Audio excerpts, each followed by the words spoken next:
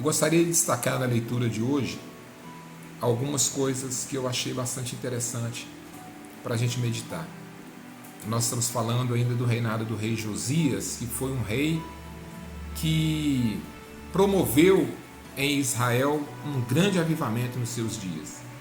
O rei Josias, ele se dispôs a servir ao Senhor de verdade, com todo o seu coração. Ele se dispôs a servir a Deus e colocou em ordem as coisas do Senhor em Israel, em Judá, melhor dizendo. Os reis anteriores, muitos deles haviam abandonado os caminhos do Senhor e haviam deixado de comemorar as festas, etc. Haviam deixado de servir ao Senhor, de colocar os levitas, os sacerdotes nos seus turnos, tudo funcionando para que a adoração a Deus continuasse. Josias restaurou tudo isso, ele promoveu um avivamento em Israel, uma reforma religiosa forte em Judá. E só que algumas coisas eu queria destacar. Por exemplo, mesmo um servo de Deus cheio de boa vontade, mesmo um servo de Deus verdadeiro e fiel, está propenso a cometer erros, a cometer falhas. Nós não somos perfeitos, né? Isso mostra como que Deus é maravilhoso para conosco. O rei Josias, num determinado momento, no final do seu reinado, ele cometeu o erro de ir à guerra contra o rei do Egito e foi alertado por Deus através do próprio faraó do Egito para que ele não guerreasse. O faraó disse para ele: não vem guerrear comigo, porque eu estou aqui amando do próprio Deus. E ele mesmo assim, ele foi e ele guerreou contra o faraó e ele acabou morrendo por causa disso. Então, a gente pensa, poxa, mas ele era tão fiel. Era tempo de Deus tomar para si aquele homem que era fiel. Só que, infelizmente, isso veio através de uma falha, mas isso não fez com que Josias deixasse de ser o homem fiel que ele foi e que a história dele ficasse marcada como a história de um homem fiel. Ele foi um homem fiel, né? E por causa disso ele foi honrado por Deus durante a vida e honrado pelo povo depois da morte dele. Então, ser fiel a Deus vale a pena. E o errar faz parte do ser humano. Nós precisamos entender isso, porque às vezes nós exigimos de nós uma santidade, né? uma postura e uma retidão que o próprio Deus às vezes não exige da gente, porque Ele sabe que nós somos humanos e que nós vamos cometer erros. É por isso que tem o sangue de Jesus, né? O sacrifício lá na cruz, para a gente poder se purificar nele todo o tempo.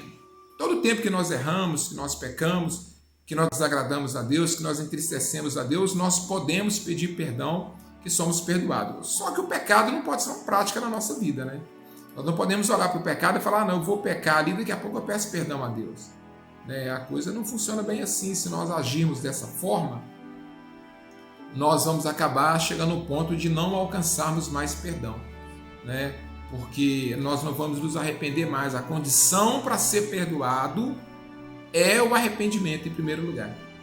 Depois de arrependido, nós nos lavamos no sangue do Cordeiro, né? Nós pedimos perdão a Deus em nome de Jesus, e o sangue de Jesus que foi derramado, o sacrifício que foi feito, tem valor sobre a nossa vida e somos então perdoados. O pecado na nossa vida é um acidente. Acontece quando a gente não quer, sem que a gente queira. Paulo fala a respeito disso, né? Miserável homem que sou, né? O mal que eu quero fazer, que eu não quero fazer, eu faço. E o bem que eu quero fazer, esse eu não faço. Então, a luta contra o pecado ela é constante na nossa vida, mas nós não podemos permitir que o pecado se torne algo constante em nossa vida, né? Erramos, mas não queremos errar. É assim que funciona. A segunda coisa que eu queria destacar é a disposição do povo de Israel em trazer ofertas ao Senhor, em ofertar ao Senhor, em sacrificar ao Senhor. Chega a ser exagerado.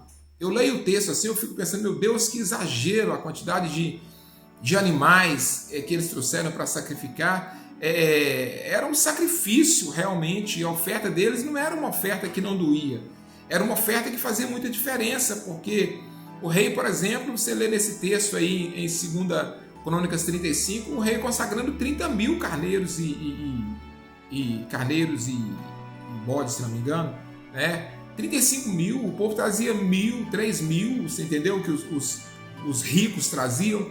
O povo trazia o que podia, é lógico, mas todo mundo com muito sacrifício, porque tirar do seu rebanho um carneiro, tirar do seu rebanho um touro, né? Tirar do seu rebanho uma ovelha, não era fácil, irmãos, era um sacrifício.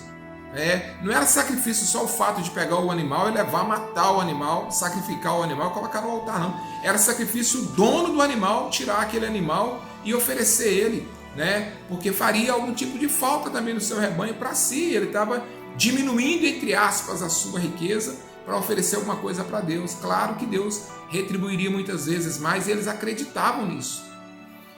O que me chama a atenção nisso é que toda vez que havia um avivamento em Israel, era dessa forma. Já houve momento dos líderes falar com o povo: não traga mais oferta. Moisés mesmo fez isso. Não traga mais oferta, não precisa mais de oferta, porque o povo trouxe muito mais do que precisava.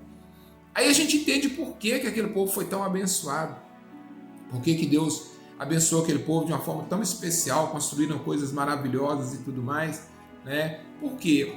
Por causa da liberalidade no dar, né? Eles estavam prontos para poder honrar a Deus com seus bens e com as primícias de toda a sua renda. Estavam prontos a ofertar a Deus o melhor que eles tinham. Será que nós também estamos prontos a isso? Nós colocamos tanto obstáculo para trazer uma oferta para Deus, para colocar uma oferta no altar. Não estou nem falando de dízimo, porque o dízimo é obrigação. Estou falando de oferta. Dízimo é obrigação, não podemos nem pensar em reter o dízimo, ele é do Senhor. Mas a oferta, que é voluntária, muitas vezes nós encontramos tanta dificuldade em trazer alguma coisa para Deus. Pensa nisso.